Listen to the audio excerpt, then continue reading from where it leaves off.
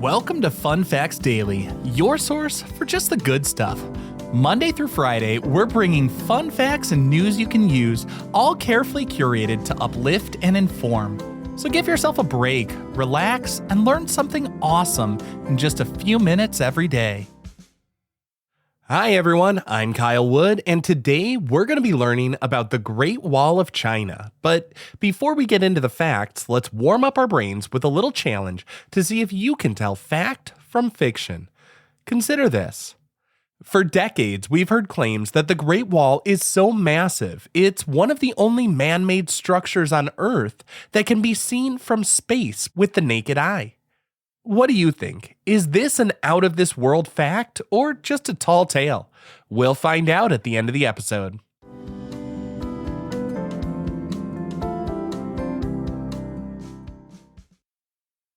Now for your word of the day. Our word for today is merlon. That's M-E-R-L-O-N. A merlon is the solid upright section of a battlement or parapet on a fortified wall. If you picture the top of a classic castle wall, you'll see a pattern of high parts and low parts. The high parts that defenders could hide behind for protection are the merlons, and the gaps in between, which archers could shoot through, are called crenelles. The entire pattern is known as crenellation. The Great Wall of China, being a massive fortification, features merlons all the way along its length, providing crucial cover for the soldiers standing guard. The word merlon evolved over time through medieval Europe. It came to English from Middle French, but before that, it probably had its original root in Latin with the word murus, which means wall, and then we got the Italian word merlon, meaning little wall. So you might say a merlon is a little wall on a big wall, a perfect description for this essential piece of defensive architecture that has protected soldiers for thousands of years, from Roman forts to the Great Wall of China.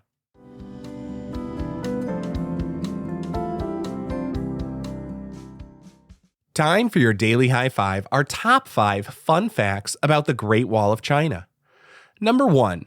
The Great Wall isn't actually a single wall. It's a massive network of walls built over a span of about 2,000 years.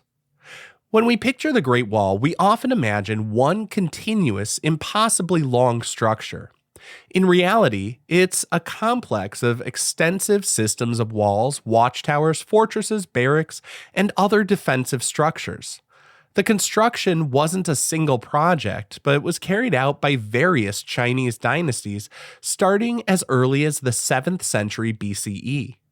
The most famous and best preserved sections we see today were primarily built during the Ming Dynasty from 1368 to 1644.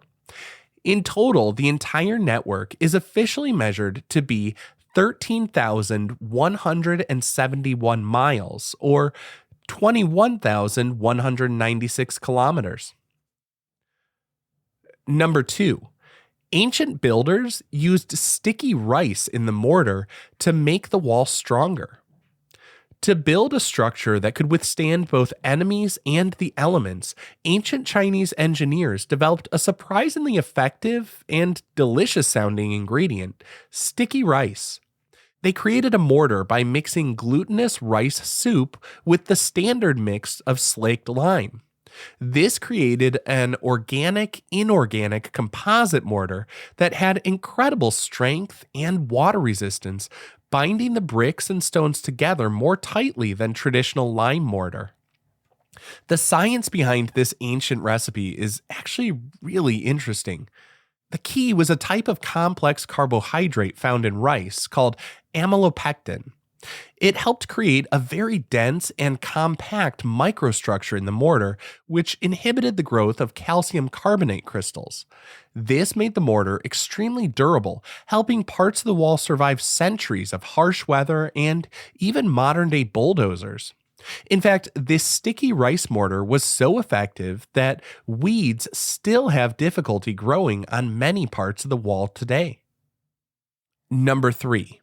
The Great Wall is not just a tourist destination, it's also the venue for one of the world's most challenging marathons. Every year, thousands of runners from around the globe gather to compete in the Great Wall Marathon, a grueling race widely considered one of the toughest on the planet. The course takes participants directly onto the fortifications of the wall itself, forcing them to conquer thousands of steep, uneven, and crumbling steps. Runners ascend and descend through historic watchtowers and along winding sections of the ancient structure, combining a monumental athletic challenge with breathtaking scenery. This unique event transforms the historic monument from a symbol of division into a modern venue for international sportsmanship and perseverance. Number 4. The wall served as an ancient superhighway for communication and transportation.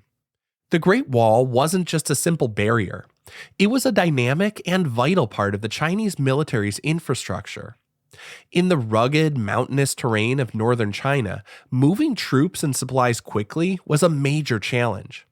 The top of the wall was built wide enough, sometimes up to 15 feet wide, so it could act as a roadway. This allowed soldiers, messengers on horseback, and even supply wagons to travel rapidly and safely along the frontier, bypassing treacherous ground below. The wall's communication system was equally impressive. A series of watchtowers and beacon towers were built within sight of one another all along its length. Guards used a sophisticated signaling system to relay messages. By day, they would use smoke signals, often created by burning a mixture of wolf dung, straw, and other materials to create dense, visible smoke. By night, they used fire signals. This system allowed messages, like the size and location of an approaching enemy force, to travel over 300 miles or 480 kilometers in just a few hours. This was breakneck speed for ancient times. And our fifth and final fact for today: large parts of the Great Wall have actually disappeared. The Great Wall is a symbol of permanence and strength. It's over 1,000 miles long and made of tons of stone. You'd think it wouldn't be going anywhere, but sadly, it's not immune to the passage of time. It's estimated that nearly 1/3 of the wall built during the Ming Dynasty has already eroded away and vanished. This decay is caused by a combination of natural forces and human activity. Centuries of exposure to wind, rain, and sandstorms have taken a heavy toll on the earthen and brick sections, causing many parts to crumble. But human activity has also been a major factor in the wall's disappearance. For generations, people living near the wall have taken bricks and stones from it to build their homes, farms, and animal shelters. In more recent times, sections have been destroyed to make way for construction projects like roads or reservoirs. Thankfully, awareness has grown, and China has implemented laws to protect its national treasure. Both the government and international organizations are now working hard on preservation and restoration efforts to ensure this wonder of the world survives for future generations to admire.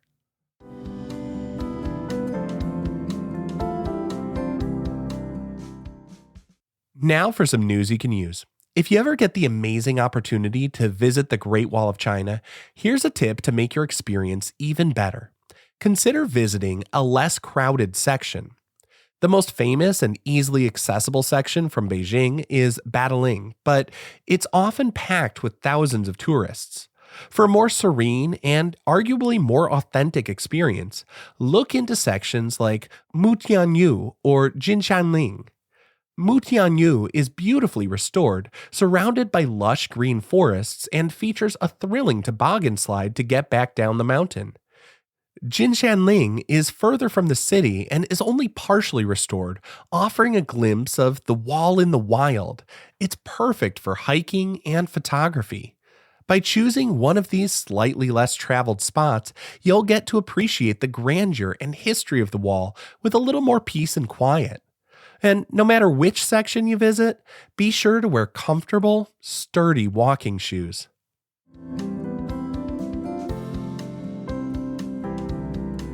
Now for the moment you've been waiting for. At the beginning of the episode, I asked if the Great Wall of China is really visible from outer space with the naked eye. It's a classic, quote, fun fact that's been cited for ages, but the truth is, it's a fallacy. Let's start with the extreme. The wall is absolutely not visible from the moon.